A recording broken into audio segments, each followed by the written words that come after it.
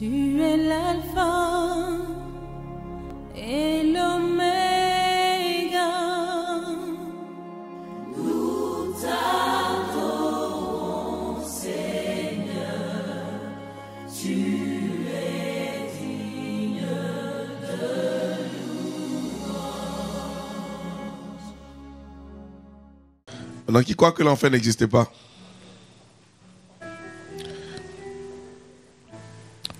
Qui croit que les démons existent? Et qui croit que les démons n'existent pas?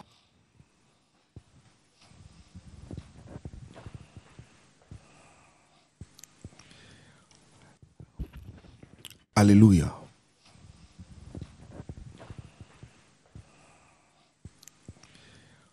Gloire. L'enfer existe. Et l'enfer a été créé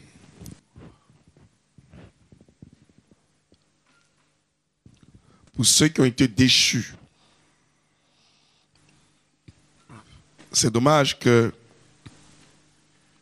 il y a des personnes avec qui tu mangeais, il y a des personnes avec qui tu allais à l'école, il y a des personnes avec qui tu as chanté, des personnes avec qui tu marchais.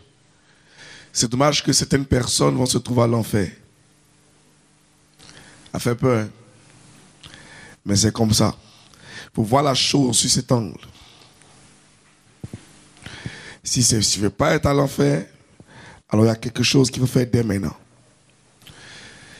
Si Dieu nous a donné un souffle de vie encore aujourd'hui, c'est pour encore nous ressaisir. Pour ne pas être livré au diable. Le diable existe, les esprits impurs existent, le démon existe. Et l'ennemi est en train de pouvoir battre campagne. Celui qui pense que l'ennemi ou bien l'enfer n'existe pas, il a déjà creusé sa propre tombe. Il a déjà creusé sa propre tombe. Alléluia. On parle par la parole de Dieu. Alléluia. Celui qui pense que le diable n'existe pas, il a créé sa propre tombe. L'enfer existe. Il n'a pas été créé pour les animaux. C'est pour les hommes déchus, jugés par Dieu et condamnés. Il y a ce qu'on appelle la mort spirituelle. Et il y a une seconde mort qui existe. Tu meurs spirituellement, mais tu es sur cette terre et tu meurs physiquement. Et ton corps va dans la poussière. Et ton âme va pour un jugement où tu connaîtras encore une autre mort, celle de la géhenne. Où tu brûles, où tu es consumé, où tu vois même des personnes que tu as aimées en train de crier à l'aide. La réalité c'est ça et la vérité c'est ça. Ce qui va t'emmener là-bas, c'est le péché, c'est la désobéissance. Ce qui va t'emmener là-bas,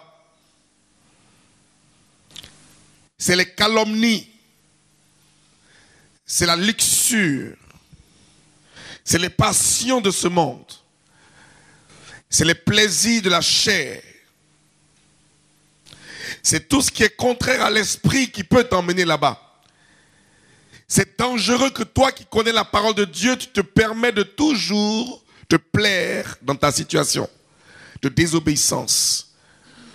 Sans complexe, sans crainte, tu aimes ça.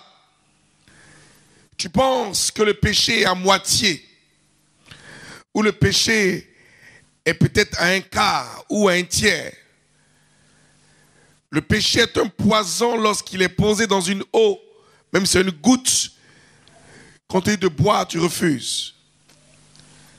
Le péché est semblable à une goutte de cyanure. qu'on met dans une barrique d'eau. Et on te dit, sers-toi à boire.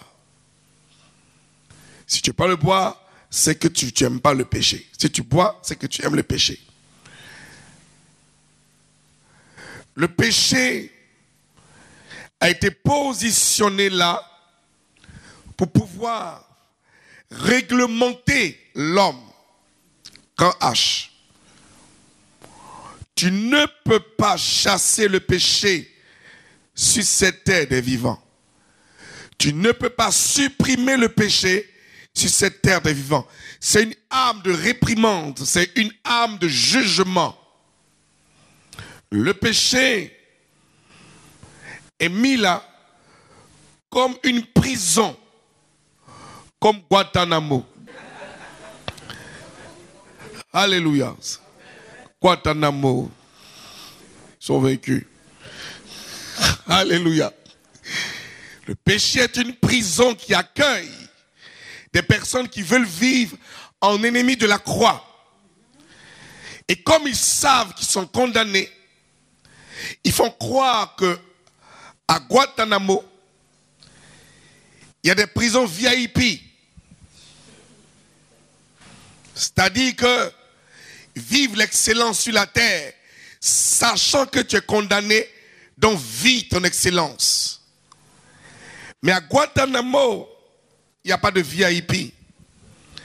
Parce que tu es riche sur des terres où le prince de ce monde t'a donné tout ce que tu voulais. La luxure coulait à outrance. Tout l'alcool à flot. Les femmes à gauche, à droite, où tu fais n'importe quoi. Tu vis à une allure où on ne peut pas freiner ta vie. Parce que le monde demande ça. Le mariage est pour tous. Homme comme femme, femme comme homme. Ensemble. La pédophilie est une option du VIP. Où, lorsque tu n'es pas dans le réseau, tu n'es pas reconnu comme un gars du New Age. Mais comprends ceci. C'est ceux-là qui sont en train de dire qu'à la prison, il y a du VIP. Vis bien, vis bien. De toutes les manières, vis bien. Le feu ne durera pas. C'est juste quelques secondes et tu crames. Voilà le langage des personnes qui gagnent aujourd'hui des vies, qui doivent être sauvées pour le Seigneur. Ton âme a besoin, notre âme a besoin d'être sauvée. Si tu as vécu dans le péché, sors de là. Si tu vis dans le péché, sors de là. Si tu continues à pouvoir désobéir, sors de là. Vous savez, le péché chez l'homme est comme un vent qui souffle. Et lorsque le vent souffle, c'est une saison. Le vent ne souffle pas du 1er au 31 sur ta vie. Donc tu ne me diras pas que du 1er au 31, ta tête est mélangée de péché. Certainement, tu passes des moments difficiles où tu penses être faible, où tu es troublé, où tu es distrait dans quoi que ce soit. Mais il y a un temps où tu prends conscience que là où tu es n'est pas ta place. Reviens au Seigneur. Reviens au mot au Seigneur. Parce que si tu ne reviens pas au Seigneur, tu es déjà jugé. Le sang de Jésus ne peut rien faire sur toi. Parce qu'on a réclamé ça pour que tu viennes. Mais dans ta flétrissure, dans ta conscience, tu as accepté la marque pour être identifié au diable. C'est dangereux. Alléluia. Il faut comprendre une seule chose. Dieu ne viendra pas te sortir de ton péché, mais c'est toi qui dois sortir, venir vers Dieu. Pourquoi? Parce que tu as connu la vérité. Pourquoi? Parce qu'on t'a prêché l'évangile. Mais celui que Dieu vient sortir, c'est quelqu'un qui n'a pas connu la vérité. Qui ne sait pas ça. Alors Dieu prend sa droite, malgré sa sainteté, et il plonge ça dans la boue, et il te fait sortir. Toi, qui ne connaît pas la vérité. Mais pour toi qui connais la vérité, il attend que toi tu viennes. C'est toi qui t'es mis dedans, donc ressors et reviens. C'est pour ça qu'il dit,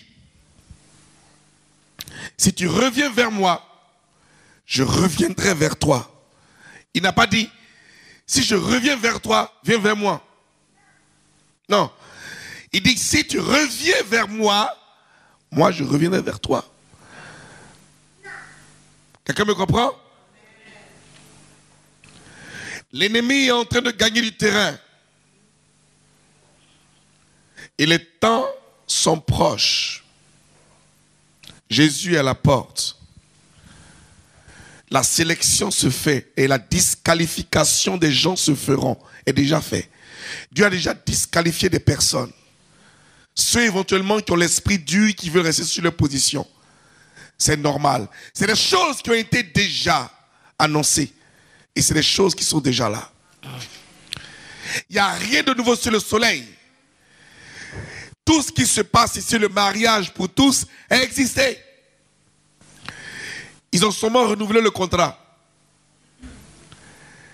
Tout a existé. Tout ce que vous voyez, la pédophilie, ça a existé à longtemps. Mais pourquoi toi, tu viens à l'église et tu te permets de rester dans une situation qui est désagréable, mais tu y demeures? La Bible n'a jamais dit de la Genèse à l'Apocalypse que le chrétien ne pêche pas. On dit le chrétien ne pratique pas le péché. Il y a péché comme action et il y a pratiquer le péché comme une nature secondaire sur ta vie. Quelqu'un me comprend? Personne il va dire ici qu'il n'a jamais posé une action contraire à l'esprit. Tu pêches. C'est pour ça que tu réponds tous les jours. Mais on te dit, ne pratique pas le péché. Pratiquer le péché veut dire, tu as choisi ton camp pour être avec le diable. Le péché tue, détruit, t'isole, te coupe de la communication avec Dieu. Le péché t'emmène à te ternir et ne plus avoir foi même à ta personne. En d'autres termes, tu te regardes, mais tu n'existes plus. Le péché fait ça. Pourquoi? Le péché, c'est l'environnement dans lequel tu évolues, contrairement à l'esprit. Voici le péché. Une chambre qui est isolée, CPI, où on ne te voit pas. Guantanamo, hein? Une prison où on ne te rend pas visite. Tu es isolé. Le péché est comme ça. C'est pour ça que le diable a baptisé les lieux du péché boîte de nuit. Boîte de nuit. Isolé la nuit dans les ténèbres. C'est une boîte. Ce n'est pas le nom de la boîte. On dit le vrai nom que les Blancs ont donné, c'est discothèque. Vrai ou faux? Le diable dit c'est trop propre ça quand même. Boîte de nuit. Hein? Mais il faut que tu confesses ça pour que tu saches que ton esprit est en boîte, mais la nuit. De sorte que on abrège maintenant, on dit où tu vas? En boîte. En prison. Quelqu'un me comprend? Et il arrive qu'au-delà même de l'assemblée, certains leaders vont en boîte. Et ça, il n'y a rien de nouveau. Ça a existé avant. Adam est allé en boîte de nuit. On ne l'a pas envoyé auprès d'Ève qui dansait avec le serpent. C'est lui qui est allé pour voir comment Ève danse. Et il a dansé avec Ève en boîte. Dans l'atmosphère qui n'était pas dédiée à Adam. Lorsqu'il part dans une atmosphère qui n'était pas dédiée, alors tu vas en boîte. Tu dis non, je vais évangéliser dans l'atmosphère là. Dans l'atmosphère. On dit atmosphère. Nous recherchons dans l'adoration et dans la louange une atmosphère saine. Mais nous quittons là pour aller d'une atmosphère qui n'est pas saine et nous voulons évangéliser. Déjà, l'atmosphère n'est pas adéquate et tu y vas. Jésus dit, à cause de ce que l'atmosphère n'est pas adéquate, aucun miracle ne se fera là. Quelqu'un me comprend un peu? Tu n'évolues pas dans ce qui n'est contraire à l'esprit. Quel que soit le don que tu as, tant que l'atmosphère n'est pas adéquate, rien ne se fait. C'est comme ça fonctionne. S'il y a des esprits humains dans la salle, il n'y a aucun miracle.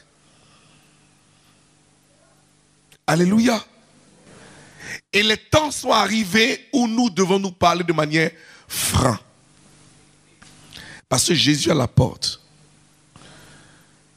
La première personne qui on va demander, c'est Pasteur Cassie. Le caresser dans le sens du poil. Parce qu'il y a peur qu'il quitte l'église. S'il quitte l'église, personne ne va taper à la tumba. Jésus dit, bon, tu as préféré ta tumba, il perd son âme. Tu dis, mais si ce n'est pas pour moi, comme tu es miséricorde là, tu allais comprendre. Des pasteurs qui vont discuter comme ça avec le Seigneur. Hein. Mais Dieu va dire, mauvais serviteur.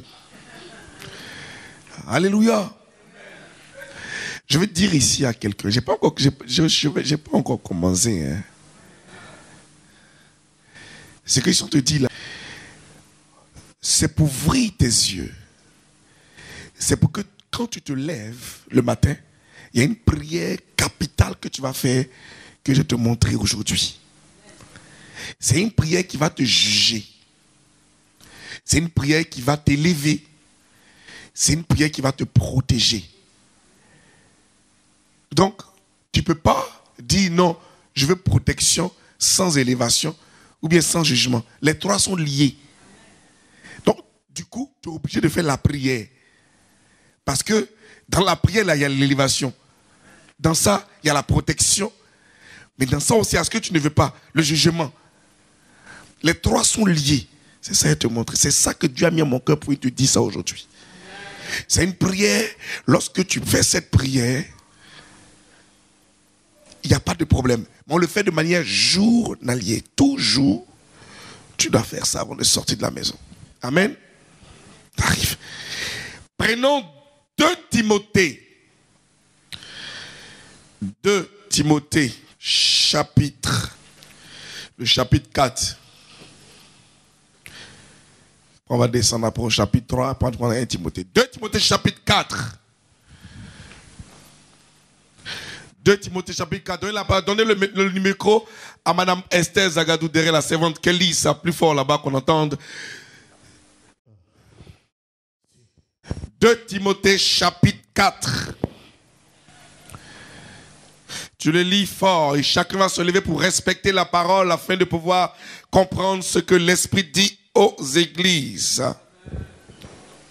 Alléluia. 2 Timothée chapitre 4 commence le verset 1er et suite. Je lis la parole. Amen. Je t'en conjure devant Dieu et devant Jésus-Christ, qui doit juger les vivants et les morts, et au nom de son apparition et de son royaume, prêche la parole, insiste en toute occasion, favorable ou non, reprend, censure, exhorte avec toute douceur et en instruisant. Continue. Car il viendra un temps où les hommes ne supporteront pas la saine doctrine, mais ayant la démangeaison d'entendre des choses agréables, ils se donneront une foule de docteurs selon leurs propres désirs, détourneront l'oreille de la vérité et se tourneront vers des fables. Mais toi, sois sobre en toutes choses, supporte les souffrances, fais l'œuvre d'un évangéliste, remplis bien ton ministère. Tu vas sauter un peu et tu vas revenir. Tu vas sauter et tu vas au verset 9. Non, le verset 10. Car Démas m'a abandonné par amour pour le siècle présent et il est parti pour Thessalonique. Crescène est allé en Galatie, Tite en Dématrie. Continue. Je continue. Luc seul est avec moi. Prends Marc et amène-le avec toi, car il m'est utile pour le ministère. Amen. Tu sautes, tu prends le 14. Alexandre le forgeron m'a fait beaucoup de mal. Le Seigneur lui rendra selon ses œuvres. Continue. Garde-toi aussi de lui, car il s'est fortement opposé à nos paroles. Alléluia. Je reprends ce que la servante a dit. Amen. Je t'en conjure devant Dieu et devant Jésus-Christ, qui doit juger les vivants comme toi et moi, et les morts comme les autres. Et au nom de son apparition et de son royaume, prêche la parole, insiste en toute occasion, favorable ou non, reprend, censure, exhorte, avec toute douceur en instruisant les gens. Car il viendra un temps où les hommes ne supporteront pas la saine doctrine. Est-ce que le temps arrive même? Mais ayant la démangeaison, dis avec moi la démangeaison. Non, dis avec moi, ayant la démangeaison.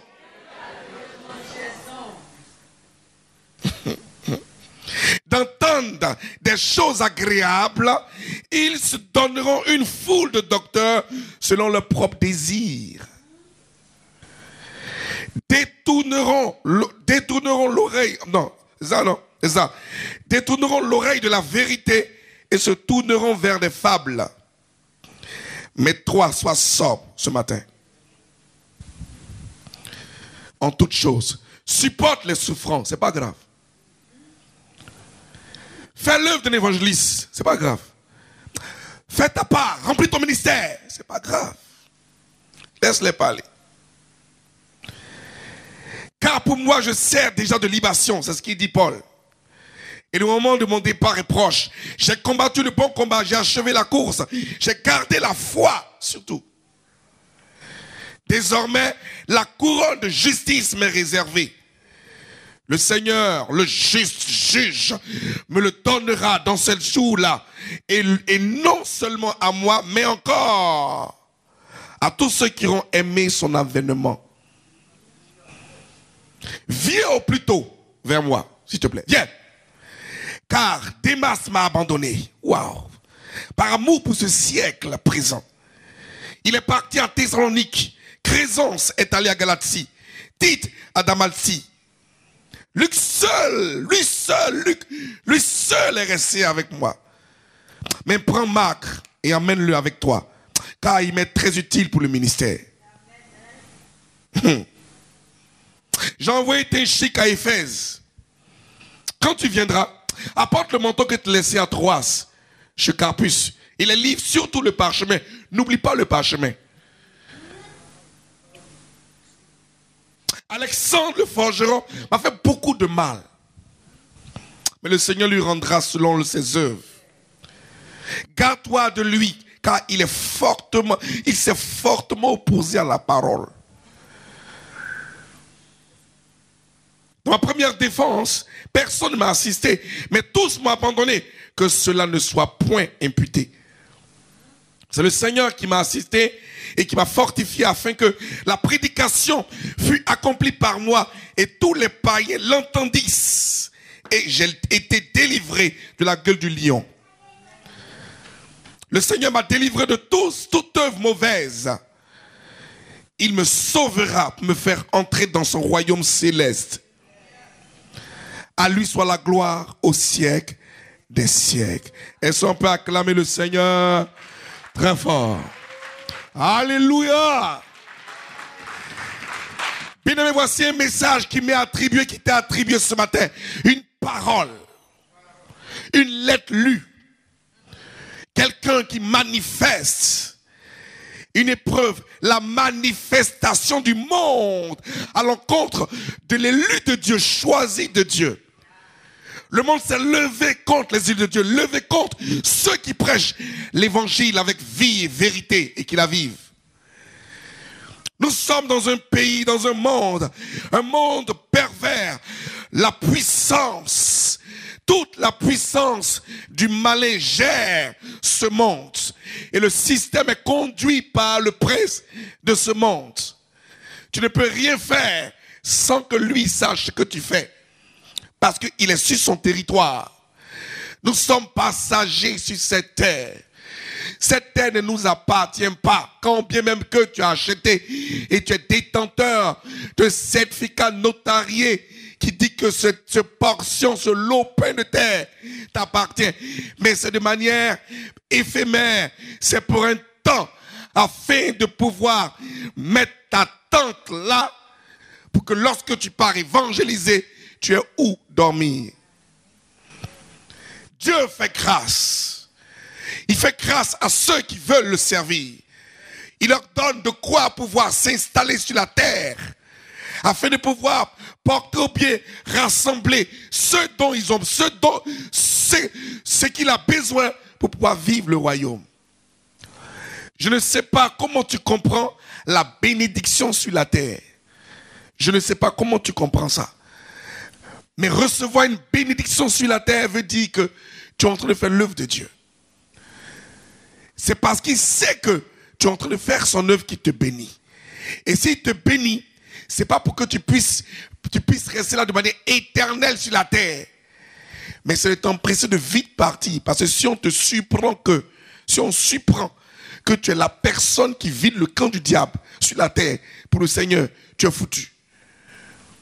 Il y a des personnes qui doivent être là, agents de Dieu. Des personnes qui doivent être là, ambassadeurs de Dieu, mais qui doivent vivre dans la sagesse. Évangéliser avec sagesse, sans être un objet de scandale. Parce que ce monde ne t'appartient pas. Qui est ami de ce monde est ennemi de Dieu. Il dit, nous sommes dans ce monde, mais nous ne sommes pas de ce monde. Comment veux-tu avoir un royaume dans ce monde pendant que ton royaume t'attend là-haut? Comment veux-tu vouloir demeurer sur la terre pendant que Dieu dit, je vous prépare des demeures là-haut? Comment veux-tu tasser une alliance avec les gens de ce monde pendant que Dieu dit, ceux qui sont amis avec le monde sont ennemis de Dieu? Il y a trop il y a trop d'interdits. On n'est pas comme les autres, mais il doit faire comme nous. Parce que nous sommes la lumière de ce monde. Et si Dieu a dit que tu es la lumière de ce monde, ça veut dire que le monde est dans un chaos. Le chaos veut dire dans les ténèbres. Mais c'est toi qui éclaires le monde. Parce que tu es un chrétien, un petit oint, un Christ, un petit Christ. Parce que la Bible dit de Christ que lorsqu'il est assis sur son trône, la Bible dit de son palais royal, la gloire éclaire la cité, les rues du royaume céleste. Alors si lui, il est la lumière, il a démontré qu'il est la lumière du monde. Parce que ce jour-là, il a laissé 9 personnes au bas de la montagne, des oliviers. Il a disposé, 9 personnes sont restées en bas. Il a pris que 3 personnes, des personnes de confiance. Et il est monté sur la montagne des Oliviers. Il a démontré sa divinité à ces 3 personnes. Il s'est transfiguré au vu de ces 3 personnes, qui a poussé ces 3 personnes à pouvoir dire, il est préférable qu'on reste là-haut, qu'on ne descende plus. Pourquoi? Parce que la lumière qu'ils ont vue est différente de celle qui était en bas.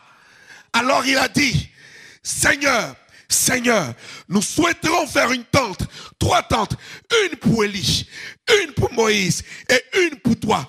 Mais Dieu est en train, Jésus est en train de démontrer là qu'il était Dieu.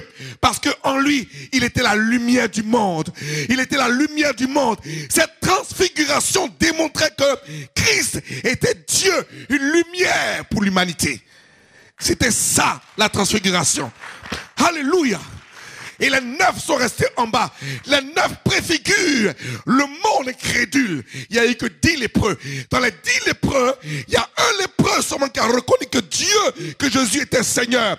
Les 9 n'ont pas reconnu. Le monde sera toujours en majorité. Mais le monde a besoin d'être sauvé. Le monde ne va pas suivre la minorité. Le monde va suivre la vérité. Le monde va suivre, va suivre ce que le monde veut. Ses désirs veulent. Ses passions veulent. Ils seront plus nombreux que nous.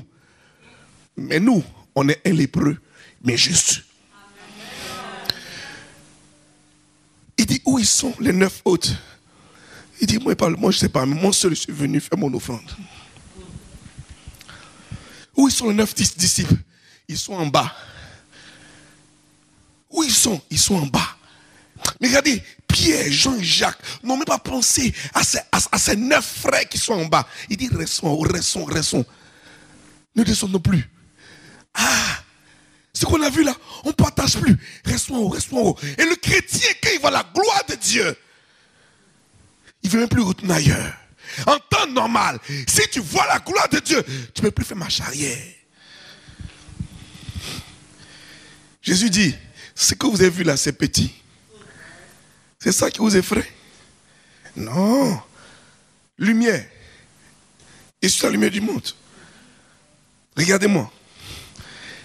Le prince de ce monde vient en moi, mais il n'a rien à prendre en moi. Il ne peut pas m'accuser parce qu'il n'a rien en moi. Il n'y a pas d'emplant en moi pour lui permettre de pouvoir m'attirer vers une passion quelconque. Le monde n'influence même pas. Dites ce que vous voulez. Il n'y a pas d'emplant. C'est pour ça que je peux me permettre de manger avec des prostituées. Il n'y a rien. Mais toi, où il y a beaucoup d'emplants, arrête d'aller au bois de Boulogne.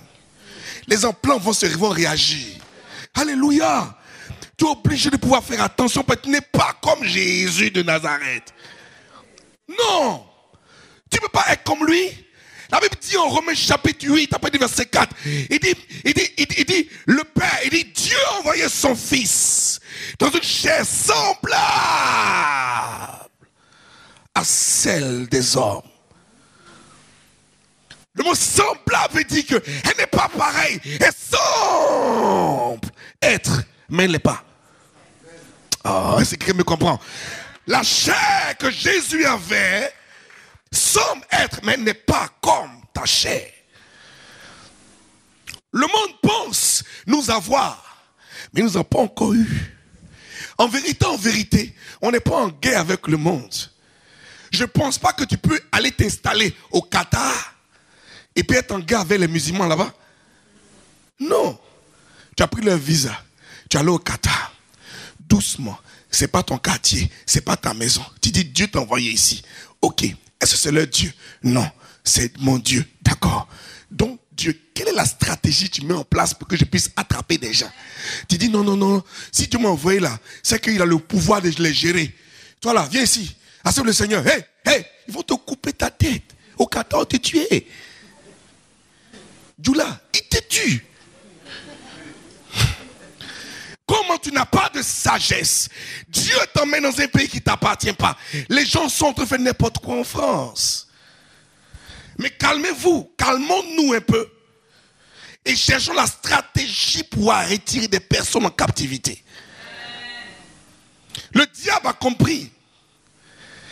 Parce qu'on aime livrer nos secrets. Le chrétien aime livrer ses secrets, ses tactiques pour évangéliser. Sur Facebook, il libère. Surtout qu'il libère. On va faire ça, on va faire ça. Et l'ennemi prend, il arrange, et puis il nous bloque, et puis il prend, il se déguise en loup, et puis il vient, et puis il dit, on va faire ça, non, allons faire ça. Et puis il dit, venez. Et puis tout ce que le vrai pasteur voulait, le faux pasteur a tout pris pour amener les gens. Parce qu'il a les moyens. Est-ce qu'il n'y a pas là quelqu'un ce matin là? Alléluia. L'ennemi ici, il sait que le Dieu de nos pères, Yeshua HaMashiach, a emmené ses serviteurs pour déposséder ceux qu'il avait rendus captifs. Et voici que toi, au lieu de rester tranquille, tu exposes tes plans. Et comme on l'a déjà eu une fois, il ne voudra pas que 2 fois on ait la même chose. Parce que s'il savait que Jésus était venu pour le déposséder, il n'allait jamais le tuer. Mais on l'a déjà eu. Quand il a tué Jésus, même les morts, les Jérémie, les Michée, les Matthieu, les Michée, les Ésaïe, tous ceux-là qu'on a tués, même le dernier gars qu'on a tué comme Jean-Baptiste qu'on a décapité. Lorsque Jésus est mort, qu'il est descendu, qu'il a pris la clé, il dit Jean-Baptiste, tu es le dernier qu'on a tué. Il dit, on m'a dit que tu ne veux pas venir me voir en prison. C'est pour ça qu'il parlait comme ça. Il était en prison, tu es venu, tu ne m'as même pas vu. Hein? Tu as vu que ton cousin est en prison, même pas une visite. Donc il était obligé par exemple de parler pour dire, est-ce que c'est vraiment toi le Messie? Et puis tu as vu, on m'a tué. Il dit, sors.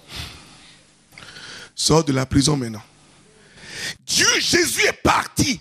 La mort de Jésus a permis, je pourrais dire l'extradition, c'est le mot, non? De tous les saints qui étaient en captivité dans la prison de Guantanamo là-bas, pour les envoyer au ciel. Jérémie était content. Il dit, Seigneur, on t'a attendu dans cette prison-là. Et à Bab, mais ton temps est notre temps. Et puis ils sortent. Ton temps est notre temps. Les gens peuvent te mettre en captivité, mais quand le temps de Dieu arrive, on ne peut rien faire. Tu vas sortir de la captivité. Sur cette terre, on a un travail à faire. Sur cette terre, on a un boulot sérieux à faire. On est en retard sur la stratégie. Demandons la sagesse de Dieu pour avoir la stratégie. Je vous dis la vérité. Parce que ta bouche a parlé pour étaler toute ta stratégie. Toi qu'on a envoyé de manière discrète pour poser une ambassade ici, pour que tu puisses être une lumière. Personne n'avait su que Joseph était hébreu. De la prison, il a ouvert les yeux des chansons du roi et tout le monde. Lorsqu'on l'a envoyé sur le roi, il t'a dit, en fait, je suis hébreu. Quelle a fini? En fait, moi, je suis hébreu. Tu n'as pas fait autrement. Mais comme tu es un hébreu, donc tu as un Dieu à part. Il dit le Dieu de Joseph. Pharaon dit le Dieu de Joseph. Il ne dit pas notre Dieu. C'est le Dieu de Joseph. Il faut qu'on dise dans ta société le Dieu de temps. Mais si ton Dieu de temps ne réagit pas, ils vont te piétiner dans la société. Le monde appartient à un peuple déjà qui existe. Et ce peuple a toujours existé. Arrêtons de penser qu'ils viennent d'arriver. Il y a longtemps, ils existent, les francs-maçons. Ils sont versés depuis le temps des temps. Vous savez, les Écritures ont été découvertes où les Écritures, nous qui sommes à l'école là, les Écritures les Écritures là, c'est où on a découvert les Écritures. Parle bien, et assurance. Ce soir à l'école là. Parlez fort là. Alléluia. Voilà. Les Égyptiens, c'est là-bas qu'ils ont découvert les Écritures. Ceux qui détiennent le règne de la maçonnique, c'est les vrais maçons qui sont là-bas. La Rose croit à un niveau supérieur, il gère la science occulte. Toi, tu parles. Tu as vu ce serpent qui s'élève contre le serpent de Dieu?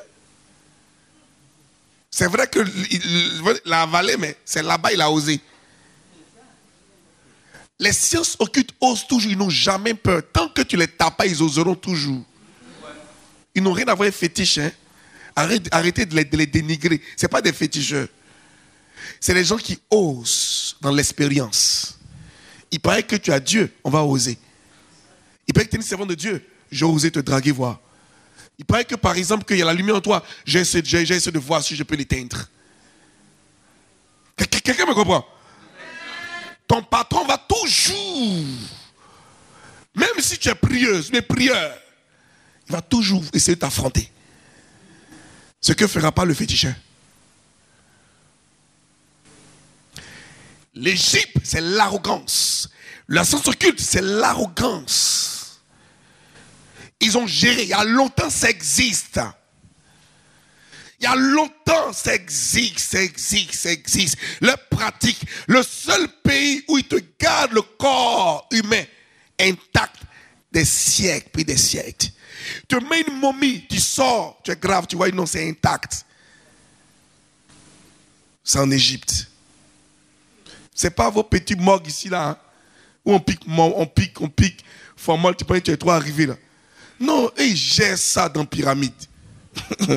Et tu les connais. Alléluia. Alors, eux, ils se disent, ils sont les maîtres du monde.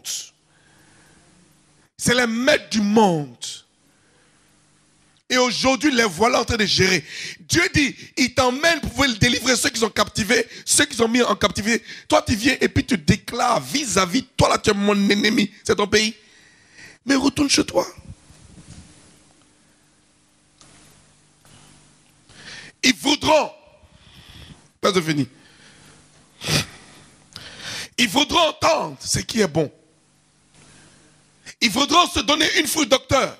Ce qui est agréable à les yeux, c'est ça qu'ils veulent entendre aujourd'hui. Les chrétiens aujourd'hui, qu'on est venu délivrer envers le peuple de Dieu sur la terre, dont Dieu a envoyé ses enfants venir sortir, sont séduits par tout ce que l'Égypte a mis au devant d'eux. L'Égypte prend le monde. Le monde dit voici ça et puis ils vont là-bas. Mais on va venir ici quoi. Regarde cette maison, elle ressemble à des barbelés.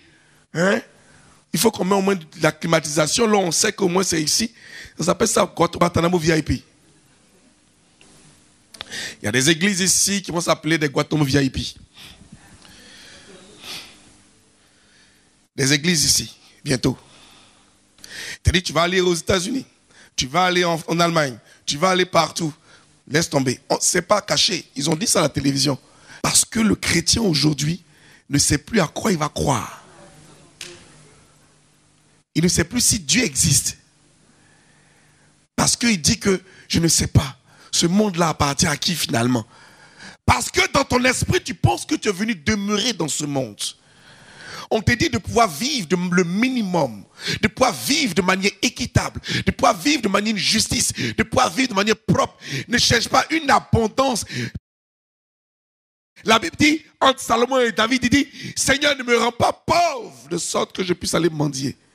Ni trop riche pour que le jour où je n'ai pas, j'aille voler. Mais donne-moi le nécessaire. Recherchons le nécessaire. Recherche au moins à avoir une demeure. Recherche un boulot. Pense à ta famille. Pense à subvenir à tes enfants, à l'avenir de tes enfants. Pense à ce que tu dois vivre une morale. Vivre une vie de bonne moralité pour espérer vivre mieux au royaume des cieux. Si tu n'apprends pas à vivre maintenant bien ici, comment tu vivras mieux en haut? C'est ça. Le désordre ne peut pas t'emmener à vivre là-haut. C'est l'ordre qui te met de vivre là-haut. Il y a des principes divins qui sont établis, qui te donnent d'être vivre dans l'ordre. Et l'ordre vient de Dieu. Il est un Dieu d'ordre. Et l'ordre divin a été établi. C'est par cela que Moïse a démontré sa puissance. Bien aimé, Moïse n'a pas eu besoin de 66 livres. Non. Genève, Apocalypse. Moïse ne connaît pas Apocalypse, il ne connaît pas Jean, il ne connaît pas Actes des Apôtres, il ne connaît pas Esther, il ne connaît pas tout ça. Moïse connaît Pentaceuque. Même Josué, son histoire n'a pas connu. Il s'est arrêté à José Petit. Puis il est mort. Il a vécu avec le Pentaceuque, mais il a prospéré avec le Pentaceuque. Aujourd'hui, on a 66 livres, on se cherche. Livres prophétiques, poétiques, évangiles. Même Apocalypse est donné pour dire on arrive bientôt. Ça, c'était vraiment même. Ils ont livré l'Apocalypse et dit, je reviens me dire, non. Seigneur, quel est le livre même? Je cherche la prospérité quelque part.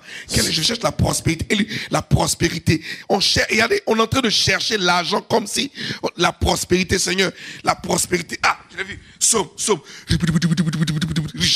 C'est quoi ça?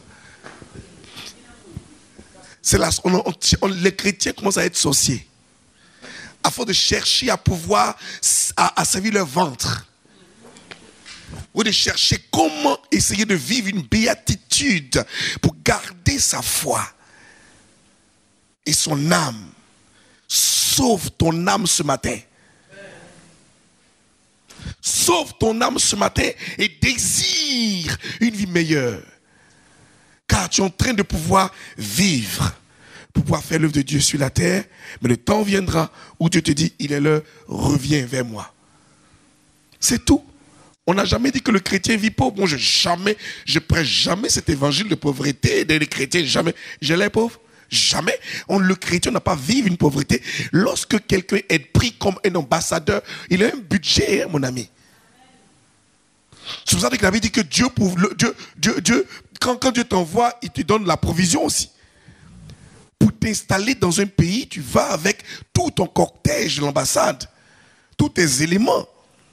Et là, pour ta ration, tout ça pour vivre. Mais Dieu nous a donné tout ça. Mais on se va commander chez un Égyptien encore. Tu es venu ici pour dire au peuple ici comment on peut vivre le royaume. Toi, chrétien, ambassadeur. Tu es venu dire à une sœur, voilà comment on vit au royaume là-bas. Il faut arrêter le frère là, il faut arrêter le frère. Le blanc là, laisse-le. Il ne va pas te marier. Non, regarde. Si tu acceptes le Seigneur, chez nous là, tu dis chez nous, tu dis le Seigneur là. Si tu es comme ça, Dieu bénit. Ah bon? Tu sais que ton Dieu bénit? Oui, bénit. Parce que voilà. Mais non. Tu dis, moi je ne pense pas, parce que le blanc là, il me donne. Parce qu'il me donne. S'il laisse ça, est-ce que Dieu va me donner? Mais lui, il sait qu'il veut te rendre captif. Sors de là. Il faut sortir de là. Timothée était au courant de ça. Alléluia. Dernier verset, puis on va finir. Timothée était au courant de ça. Paul savait que son fils spirituel devait suivre des pressions graves. Alors Paul a dit au 2 Timothée chapitre 3, il a dit, sache que dans les derniers jours, il y aura des temps difficiles, car les hommes seront égoïstes, amis de l'argent, fanfarons, hautains, blasphémateurs, rebelles à leurs parents, ingrats, irréligieux, insensibles, déloyaux. Ils sont déloyaux. À peine tu marches à eux, ils te piquent dans le dos. Calomniateurs. Les mêmes que tes déloyaux sont calomniateurs. C'est arrivé. Il n'y a rien de nouveau. Dieu avait déjà prévu ça. Sa deuxième lettre à Timothée, il avertit. La première, au chapitre 4, au chapitre 3, la première, il dit, l'Esprit dit expressement. Il a eu la révélation, la parole de connaissance. Il dit, l'Esprit dit expressement que dans les derniers temps, les gens seront ceci. Les gens seront comme ça. Après, dans la deuxième lettre qu'il a écrite, il dit, sache Timothée. Il rappelle à Timothée ce qui va se passer. Il dit, sache-le donc. Quand tu sautes, quand tu vas maintenant au 4e chapitre, c'est-à-dire au 5e chapitre, au chapitre 5, il dit, au 4e chapitre, il dit, les gens que tu vois là, c'est des personnes qui aiment entendre, ils ont la démangeaison d'attendre des paroles qui soient agréables. Lorsque tu prêches, qui ne soit pas, il dit, il m'a ailleurs. Prêche. Dis tout. On nous parle depuis là, on est fatigué là. Et puis un autre dit, non, ici là, non, démangeons encore. Tu as la démangeance pour attendre que des choses qui te font du bien à l'oreille. C'est ton oreille qui t'écoute, mais c'est ton âme qui a besoin. Ton oreille ne sera pas sauvée. C'est ton âme qui a besoin d'être sauvée. Ton oreille, il ne fait rien avec ça. C'est ton oreille un peu coupée. Mais ton âme a besoin. C'est quoi ça? On est arrivé dans ce monde-là où on ne peut plus rien faire. Le chrétien ne peut plus appeler sa consécration. Voici le secret de prière. La Bible dit, lorsque tu veux te lever le matin et que tu veux véritablement marcher dans les voies du Seigneur, fais cette prière. Matthieu chapitre 6, verset 9. Chaque matin. Il dit bien, Matthieu 6, 9. Chaque matin. Fais cette prière. Chaque matin, fais cette. Chaque matin. Tu dis quoi?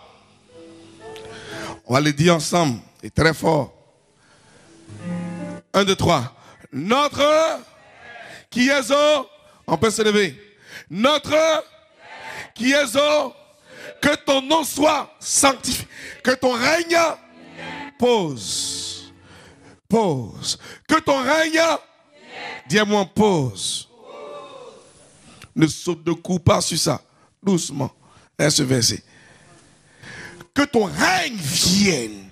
Le règne de Dieu, on a dit, c'est ça. C'est sa majesté, c'est sa suite royale. C'est son autorité, son pouvoir, sa présence qui incorpore sa justice, son jugement et sa conviction de péché. Quand il dit que le règne de Dieu vienne ce matin-là, c'est que véritablement tu as besoin d'être correct.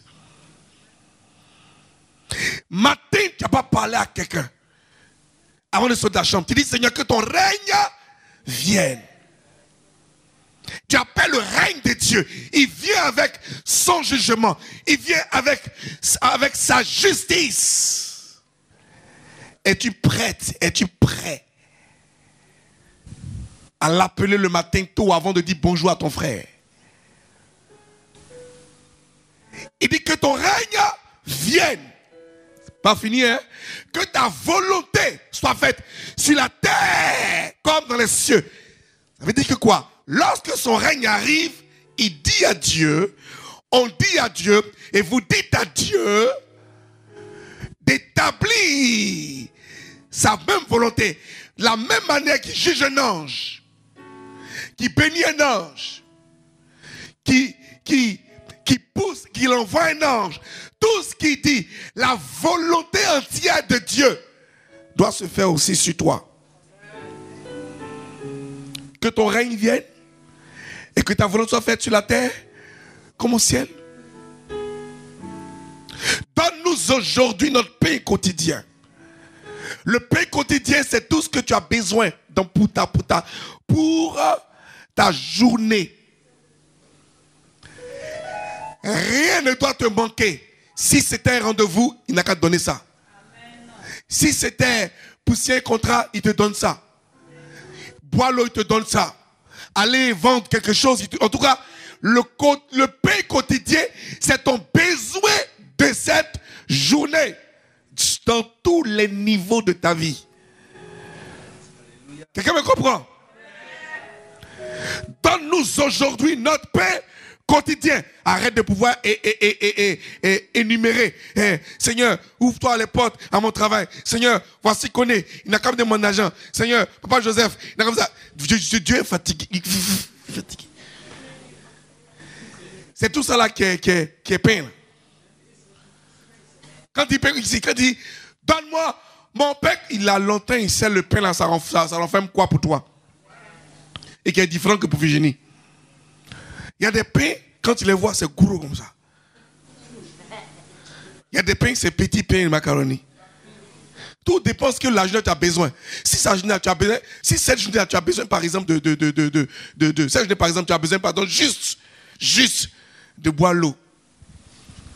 Mais il y a la sœur dans nous. Quand il a la liste du matin là, c'est pas un pain comme ça tu as donné non. Elle dit je vais à la boulangerie le matin, je vais à la boulangerie. Chez moi, je vais à la boulangerie. Seigneur, donne-moi la boulangerie quotidienne ce matin. Je vais à la boulangerie chez moi ici. Il y a des gens qui veulent la boulangerie, mon ami. Et chaque matin, Seigneur, la boulangerie. Alléluia. Donne-moi le pain quotidien. Pardonne-moi. Pourquoi tu dis au Seigneur, pardonne-moi? Parce que tu as réclamé sa volonté dans les cieux, sur sa terre, et tu as oublié que au préalable, son règne arrive. L'homme qui gifle arrive dedans. L'homme qui donne bénédiction arrive dedans. L'ange qui gifle est là. L'ange qui te caresse est là. L'ange qui aime te regarder, il est là. Tout ce que tu fais de mauvais, tu as dit, Seigneur, je suis prêt à être jugé. Viens. Mais pardonne-moi, je suis un homme. Pardonne-moi comme je fais aux autres. Je suis qu'un homme. Donc, l'ange qui a venu là, il n'a qu'à aller doucement, moi. Jean-Baptiste, il dit bien, le père de Jean-Baptiste, qui est son papa, Zacharie n'a jamais fait cette prière. Ça l'a surpris. Tout ce qu'il voulait, le pain quotidien. Mais la prière, il a oublié. Pourquoi? Parce que quand tu oublies la prière et que l'ange arrive et que la volonté de Dieu doit se faire sur la terre, lorsque tu doutes, tu as un problème. Zacharie a douté. L'ange l'a rendu muet.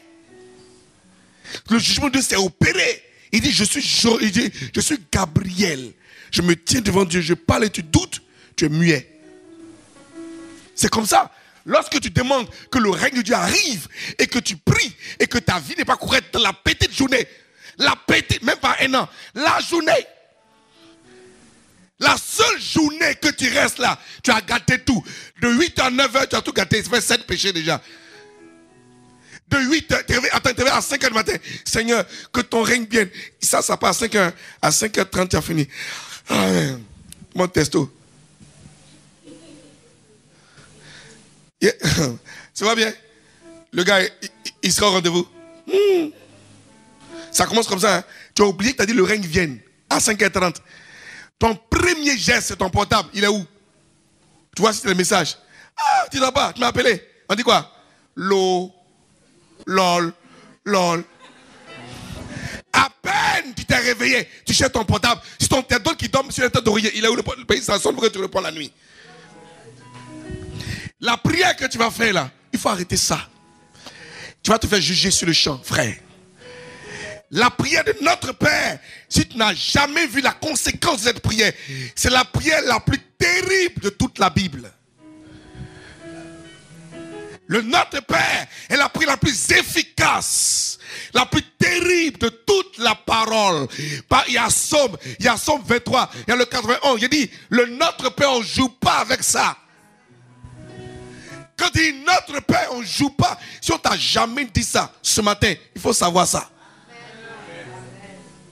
Chaque matin, fais cette prière avec conviction et mets-toi sous le joug de cette prière. Ce joug est léger pour toi. Car il dit, je suis un joug léger pour toi. Je rendrai ton joug léger.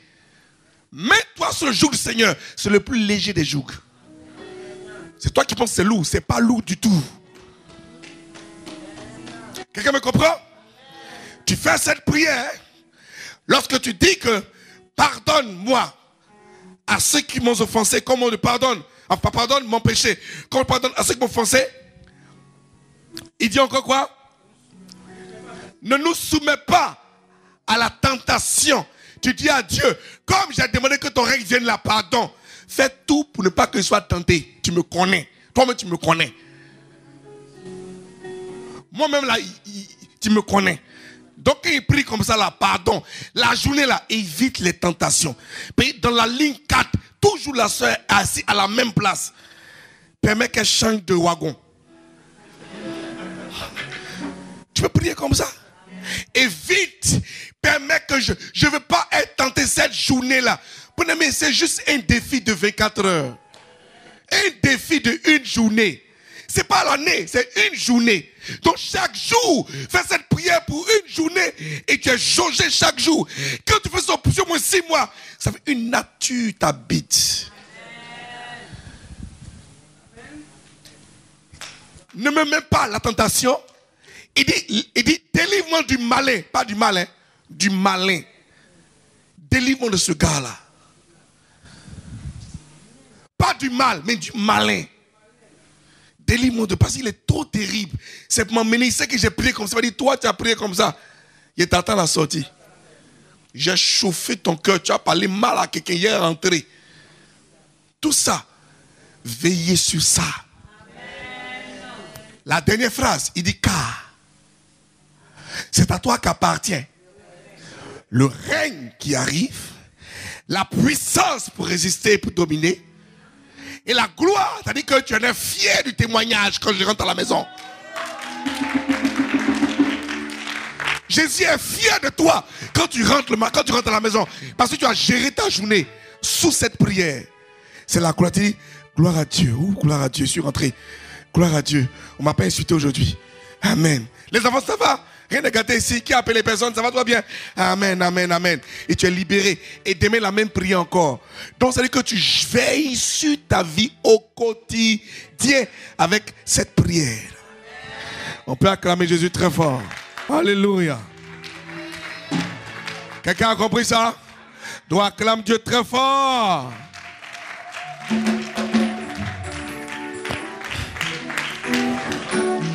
C'est le Notre Père. Bonjour, chers frères et sœurs en Christ. Nous sommes la mission évangélique de l'unité, la MEU.